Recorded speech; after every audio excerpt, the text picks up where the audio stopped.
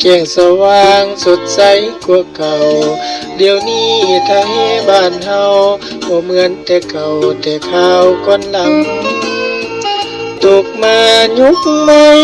สมัยนี้มีอันแตกต่างไฟฟ้าถนนหนทางมีครบทุกอย่างย้อนผู้นำของเฮาวัดว่าอาราม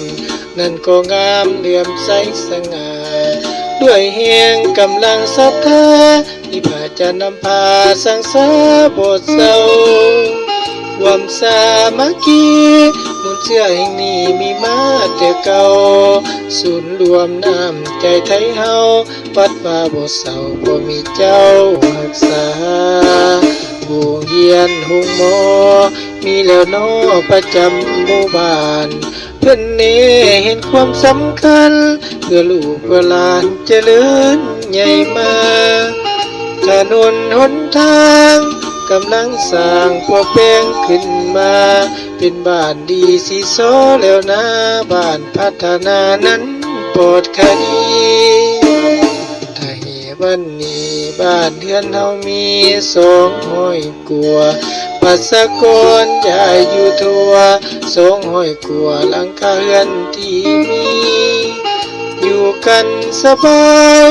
ความก้าวไปสู่ความมั่งมีถ้าเหตุของเฮาวันนี้ความพัฒนาดี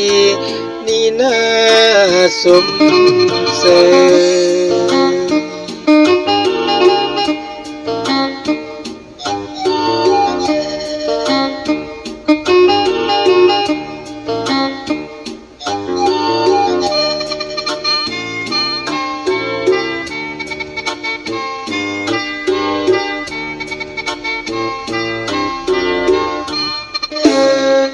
โรงเรียนโรงหมอ